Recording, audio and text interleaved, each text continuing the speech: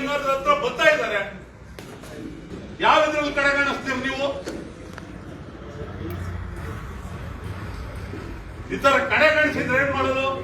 ಸಿದ್ದರಾಮಯ್ಯಕ್ಕೆ ಹೋಗೋಣ. ಸಿದ್ದರಾಮಯ್ಯನವ್ರು ಏನಂತಾರೆ? ಆಯ್ತಯ್ಯ ಎಲ್ಲರನ್ನು ಕರ್ಸ್ ಮಾತಾಡೋದು ಬಿಡುವುದು. ಪರಿಣಾಮ ಏನಾಗುತ್ತೆ? ನನ್ನ ದೃಷ್ಟಿನಲ್ಲಿ ಬಂದಿದ್ದೀನಿ. ಕಾರ್ಯಕರ್ತರು ನನಗೆ ಕೆಲಸ ಇದ್ದಾಗಲ್ಲ ಕೊಡಿ, ನಾನು ಕಾನೂನಂತ ಇದ್ರೆ ಮಾಡ್ತೀನಿ, ಕಾನೂನಂತ ಇಲ್ದಿದ್ರೆ ನೀವು ಕೇಳಬೇಡಿ. ಅವ್ರೇನ್ ನೇರವಾಗಿ ಸ್ಪಷ್ಟ ಸಭೆನಲ್ಲೇ ಹೇಳ್ಬಿಟ್ರು. ಅವರನ್ನ ನಾವು ಪ್ರಶ್ನೆನೂ ಮಾಡಕ್ಕಾಗಲ್ಲ. ಯಾಕೆ ಸರ್ ಹಂಗೆ ಸರ್ ಹಿಂಗೆ ಸರ್. ಆಮೇಲೆ ಅವ್ರ ಹತ್ರ ಹೋಗಿ ನಾವು ಅವ್ನ ಯಾರೋ ನಮ್ಮ ಕಾರ್ಯಕರ್ತ ಪೊಲೀಸ್ ನನ್ನ ಕೈಲಿ ಸಿಗಾಕೊಂಡು ಅವ್ನು ಹೇಳಿ ಸರ್ ಅಂತ ನೀವು ಹೇಳಕ್ಕಾಗಲ್ಲ. ನಮ್ ಜಿಲ್ಲೆ ರಾಜಕೀಯನೇ ಬೇರೆ, ಅಲ್ಲಿ ರಾಜಕೀಯನೇ ಬೇರೆ. ಯಾರ ಹತ್ರ ಹೇಳ್ಕೊಳ್ಳೋದು? ಏನಾಗಿದೆ ಅಂದ್ರೆ ಸತ್ಯವಾದ ಕೃಷ್ಣಣ್ಣ, ತಪ್ಪು ತಿಳ್ಕೋಬೇಡಿ. ಎಲ್ಲರೂ ಕೂಡ ಹೋಗಿ ನೇರವಾಗಿ ಪ್ರಶ್ನೆ ಮಾಡದಲ್ಲೇ ಹೊರತು, ಸ್ವಾಮಿ ನೀವು ಮಾಡಲ್ಲ ರೀ, ಪ್ರಶ್ನೆ ಮಾಡದಲ್ಲೇ ಹೊರತು ಯಾವುದೇ ನಾಯಕರಿಂದ ನಮ್ಗೆ ಅನುಕೂಲ ಆಗಲ್ರಿ. ಹೋಗ್ಬಿಟ್ಟು sir sir sir sir sir ಅಂತ ಹಿಡ್ಕೊಂಡು ಹೋದ್ರೆ ಇವು ಹೆಂಗಿದ್ರು ಬರ್ತವೆ, ಇವು ಹೆಂಗಿದ್ರು ನಮ್ಮ ಮನೆ ಮೇಲೆ ಗೇಟ್ ಕಾಯ್ತವೆ ಅನ್ನೋದು ಅವ್ರಿಗೆ ಗ್ಯಾರಂಟಿ ಆಗುತ್ತೆ. ಬಾಬು ಹೇಳಿಲ್ವಾ, ನಾಟಕ ಆಡ್ಬೇಕು, ನಾನು ಇಲ್ಲಿದ್ದು ನನ್ನ ಮನೆ ಟೊಮೆಟೊ ದುಡ್ಡೆಲ್ಲ ತಗೊಂಡು ನಮ್ಮ ಮೆಂಬರ್ ನಡೆಸಿ ಲಕ್ಷಾಂತರ ರೂಪಾಯಿ ಖರ್ಚು ಮಾಡಿದ್ರು ನನ್ನ ಕಡೆಗೆ ನೋಡಲ್ಲ, ಅಲ್ಲಿ ಯಾರು ನಾಟಕ ಆಡೋರು ನೋಡ್ತಾರೆ ಅಂತೀನಿ. ಬೆಳಿಗ್ಗೆ ಹೊತ್ತು ನೀವು ಹೋಗ್ಬಿಟ್ರೆ ಏಜೆಂಟ್ಗಳು ಇರ್ತಾರ ಹೊತ್ತು ಕಾರ್ಯಕರ್ತರು ಇರಲ್ಲ. ಕೆಲವರು ಮನೆ ಮುಂದೆ ಸುಮ್ಮನೆ ಕಾರ್ಯಕರ್ತರು ಬಂದೇ ಅಡಿಗೆ ಅವ್ರೊಂದು 20 ಜನ ಕುಡಿಸಿರ್ತಾರೋ ಹಿಡಿಸಿರ್ತಾರೋ, ಜೈ ಜೈ ಅಂದ್ಬಿಡ್ತವೆ. ಜೈ ಜೈ ಅಂತ ಅವ್ರನ್ನೇ ಕರೆದು ನೋಡಿ ಅವ್ರನ್ನೇ ಎಗಲ್ ತೊಟ್ಟು. ಈ ತರ ಪರಿಸ್ಥಿತಿ ಇದು. ಯಾಕಂದ್ರೆ ಮೇಲಿನ ಮಟ್ಟದವರು ಸರಿ ಹೋಗದಲ್ಲೇ ಹೊರತು ನಾವೇ ನೋಡೋಣ. JDS ಇವತ್ತು ನಮಗಿನ್ನ ಬಹಳ ಮುಂದಿದೆ. ಎಲ್ಲರೂ ತಿಳ್ಕೊಂಡಾರೆ JDS ಎಲ್ಲ ಹೋಗ್ಬಿಟ್ಟೈತೆ, 5 ಗ್ಯಾರಂಟಿ ಕೊಟ್ಬಿಟ್ಟಿದೀವಿ, 5 ಗ್ಯಾರಂಟಿ ಕೊಟ್ಬಿಟ್ಟಿದೀವಿ ಅಂತೇಳಿ. 5 ಗ್ಯಾರಂಟಿ ಯಾವ ಲೆಕ್ಕಕ್ಕೂ ಬರಲ್ಲ.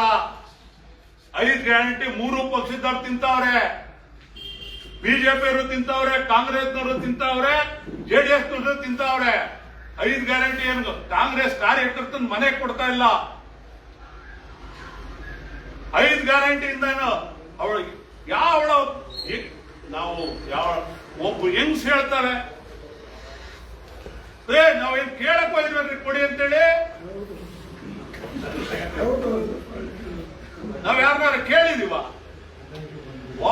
ಒಬ್ಬ ಹೆಂಗಸ್ ಜೊತೆ 30 ಜನ ನಿಂತಿರ್ತಾರ, 30 ಜನ ಅದೇ ಉತ್ತರ, ನಮ್ ದುಡ್ಡು ನಮಗೆ ಕೊಡ್ತಾರೆ ಅಂತ. ಯಾರ್ದು ದುಡ್ಡು? ಸರ್ಕಾರದ್ದು.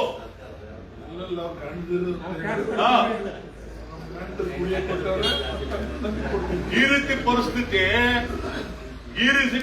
ಇದೆ ಕಾಂಗ್ರೆಸ್ನಲ್ಲಿ. ಗ್ಯಾರಂಟಿ ಮೇಲೆ ಎಲೆಕ್ಷನ್ ಗೆಲ್ತೀವಿ ಅನ್ನೋದನ್ನ ಬಿಟ್ಬಿಡಿ. ಕಾರ್ಯಕರ್ತರ ಮೇಲೆ ಎಲೆಕ್ಷನ್ ಗೆಲ್ತೀವಿ. ಹೋದ್ಸತಿರೋ ಕಾರ್ಯಕರ್ತರ ಮೇಲೆ ನೀವು 145 ಸೀಟ್ ಗೆದ್ದಿರೋದು. ಕಾರ್ಯಕರ್ತರು ಎಲ್ಲೆಲ್ಲಿ ಬೇಸರ ಆಗಿರೋರು ಅಲ್ಲೆಲ್ಲಿ ಸೋತಿದ್ದೀರಾ. ಮುಖಂಡರು ಎಲ್ಲೆಲ್ಲಿ ಬೇಸರ ಆಗಿ ಅಲ್ಲಿ ಸೋತಿದ್ದೀರಾ ಅನ್ನೋದನ್ನ ಮನವರಿಕೆ ಮಾಡ್ಕೊಡ್ಬೇಕಣ್ಣ. ನೀವು ಮನವರಿಕೆ ಮಾಡ್ಕೊಡ್ಲಿಲ್ಲ ಅಂದ್ರೆ ಅವ್ರಿಗೆ 5 ಗ್ಯಾರಂಟಿ ಇವನ್ ಮನೆ ಆಡೋದಾಗ ಯಾವ ಗ್ಯಾರಂಟಿ ಕಡೆ ಇರೋ ಪಕ್ಷದ ಮುಖಂಡರನ್ನೆಲ್ಲ ತಿಂದ್ಬಿಟ್ಟೈತದು. ಗ್ಯಾರಂಟಿ. ನಾನು ಏನ್ ಹೇಳ್ಬೇಕು ಅಂತ ನನಗೆ ಅರ್ಥ ಆಗ್ತದೆ. ಯಾಕೆಂದ್ರೆ ಈಗ ನೀವು ಇಲ್ಲಿ ಸೇರ್ಕೊಂಡಿದ್ದೀರಾ, ಏನಕ್ಕೆ ಸೇರ್ಕೊಂಡ್ರಿ ನೀವು ಅನ್ನೋದೇ ನನಗೆ ಫಸ್ಟು ಗೊಂದಲ ಇದೆ. ಯಾಕೆ ಅಂತಂದ್ರೆ ಎಲ್ಲರಿಗೂ ಅವ್ರವ್ರಿಗೆ ಕಷ್ಟ ಆದಾಗ ಮಾತ್ರ ಸೇರ್ಕೊಳ್ತೀರ. ಬೆಕ್ಕಿಗೆ ಹೆಂಗೆ ಅಂದ್ರೆ ಅದ್ರ ತಿಗ ಸುಟ್ಟಾಗ ಮಾತ್ರ ಅದಕ್ಕೆ ಗೊತ್ತಾಗುತ್ತೆ, ಬೇರೆ ತಿಗ ಸುಟ್ಟಾಗ ಗೊತ್ತಾಗಲ್ಲ. ಸೊ ನಮ್ಮ ಸ್ಟೋರಿ ಹೆಂಗಿದೆ ಅಂತಂದ್ರೆ ನಾವು ಮಂಜಣ್ಣರ ಅಧ್ಯಕ್ಷರಾಗಿದ್ದಾಗಿಂದ ನಾನು ಬ್ಲಾಕ್ ಕಾಂಗ್ರೆಸ್ ಅಧ್ಯಕ್ಷ ಆಗಿದ್ದೆ. ಅವತ್ತು ನಮ್ಮ ತಾಲೂಕಲ್ಲಿ ಶಿವರಾಮ್ ಅವರು ಕ್ಷೇತ್ರ ಬಿಟ್ಟು ಹೋದ್ರು. ಅವತ್ತು ಆಲ್ಮೋಸ್ಟ್ ಅಲ್ಲಿ ಕಾಂಗ್ರೆಸ್ಗೆ ಹೇಳ್ಕೊಂಡ್ರೆ ದುರಂಕಾರ ಅಂತ ಭಾವಿಸಲ್ವೇನೋ ನೀವು? ನನ್ ಬಿಟ್ರೆ ಬೇರೆ ದಿಕ್ಕೇ ಇರಲಿಲ್ಲ. ಒಪ್ಕೋತೀಯ ಮಂಜಣ್ಣ? ಅರಸೀಕೆರೆ ಕಾನ್ಸ್ಟಿಟ್ಯೂನ್ಸಿ ನಾನೇ ಟಿಕೆಟ್ ಕೇಳಿದವನಲ್ಲ, ಏನೂ ಅಲ್ಲ. 2 ಸರಿ ನಗರಸಭೆ ಚುನಾವಣೆನ ನಾನು ದುಡ್ಡಲ್ಲಿ ಮಾಡಿದ್ದೆ, 2 ಸರಿ ಗ್ರಾಮ ಪಂಚಾಯತಿ ಚುನಾವಣೆನ ನಾನು ದುಡ್ಡಲ್ಲಿ ಮಾಡಿದ್ದೆ. ನಾನು ಟಿಕೆಟ್ ಕೇಳಿದವನೇ ಅಲ್ಲ. ಗೊತ್ತಾಯ್ತಾ? ಪಕ್ಷ ಸಂಘಟನೆನ ನೀವು ಇಲ್ಲಿ ಟಿಕೆಟ್ ಕೇಳ್ತಿದ್ದವ್ರು ಬೇರೆ ಕಾನ್ಸ್ಟಿಟ್ಯೂನ್ಸಿಗಳಲ್ಲಿ ಟಿಕೆಟ್ ಕೇಳ್ತಿದ್ದವ್ರು ಯಾವ ಲೆವೆಲಿಗೆ ಮಾಡಿದ್ರು ಅದೇ ಲೆವೆಲಿಗೆ ನಾನು ಮಾಡಿದ್ದೀನಿ. ಒಪ್ಕೋತೀಯ ಮಂಜಣ್ಣ ನೀವು? ಜಿಲ್ಲಾಧ್ಯಕ್ಷ ಮಂಜಣ್ಣ ಅವರು. ನನಗೆ ತುಂಬಾ ಮನ್ಸಿಗೆ ಬೇಜಾರಾಗಿದ್ದು ಯಾವಾಗ ಅಂತಂದ್ರೆ, ಮೊನ್ನೆ ಒಂದು ಕಾರ್ಯಕ್ರಮ ಆಯಿತು ಗಂಡಸಿ ಹ್ಯಾಂಡ್ ಪೋಸ್ಟಲ್ಲಿ. ಪುಟ್ಟೇಗೌಡರು ಬಂದಿದ್ರು, ಮಹೇಶ್ ಅಣ್ಣ ಬಂದಿದ್ರು, ಗೋಪಾಲ ಸ್ವಾಮಿ ಬಂದಿದ್ರು, ಎಲ್ಲ ಬಂದಿದ್ರು. ಅವ್ರ ಜೊತೆ ಎಲ್ಲ ನಾನು 5 ವರ್ಷ ಜಿಲ್ಲಾ ಕಾಂಗ್ರೆಸ್ ಕಚೇರಿ ಸೇರಿಕೊಂಡು ಅವ್ರವ್ರು ಯಾವ್ಯಾವ ತಾಲೂಕಲ್ಲಿ ಅವ್ರವ್ರ ಸಂಘಟನೆ ಮಾಡ್ತಿದ್ರು ಅವ್ರ ಲೆವೆಲ್ಗೆನೆ ನಾನು ನನ್ನ ತಾಲೂಕಲ್ಲಿ ಕಾರ್ಯಕ್ರಮಗಳನ್ನ ಮಾಡಿಕೊಟ್ಟಿದ್ದೆ ಕಾಂಗ್ರೆಸ್ಗೆ. ಕೊನೆ ಪಕ್ಷ ತುಂಬ ಪುಟ್ಟೇಗೌಡರನ್ನು ಸೇರಿಸಿ ಹೇಳ್ತಾ ಇರೋದು, ಮಹೇಶ್ ಅಣ್ಣ, ಪುಟ್ಟೇಗೌಡರು, ಗೋಪಾಲ ಸ್ವಾಮಿ, ಇನ್ನು ಎಲ್ಲ ಡಿಪ್ಯೂಟೆಡ್ ಕ್ಯಾಂಡಿಡೇಟ್ಸು ಬಂದಿದ್ರು, ಇನ್ನು ಕೆಲವು ಲೀಡರ್ಗಳು ಬಂದಿದ್ರು, ಸಂಸದರು ಬಂದಿದ್ರು. ಎಲ್ಲದಕ್ಕಿಂತ ಇಂಪಾರ್ಟೆಂಟ್ ಅವ್ರದ್ದು ಹೆಸರು ಹೇಳಲೇಬೇಕು. ಯಾಕೆಂದರೆ ಪಾಪ ಮಹೇಶ್ ಅಣ್ಣ, ಪುಟ್ಟೇಗೌಡರಿಗೆ ಅಷ್ಟೊಂದು ಅದಕ್ಕೆ ಸಂಬಂಧ ಇಲ್ಲದೆ ಹೋದ್ರೂ ಕೂಡ ಸಂಸದರಿಗೆ ಅದು ನಾಟಬೇಕು. ಕೊನೆ ಪಕ್ಷ ಸೌಜನ್ಯ ಏನು ಗೊತ್ತೇನ್ರಿ, ಒಂದು ಫೋನ್ ಮಾಡಿ ಬಾಬಣ್ಣ ಯಾಕೆ ನೀನು ಬರ್ಲಿಲ್ವಲ್ಲ ಅಂತ ಕೇಳಿದ್ರು. ಸ್ಟೇಜ್ ಮೇಲೆ ಕೇಳೋದು ಬೇಡ, ಮೈಕಲ್ಲಿ ಬಾಬು ಎಲ್ಲಿ ಅಂತ.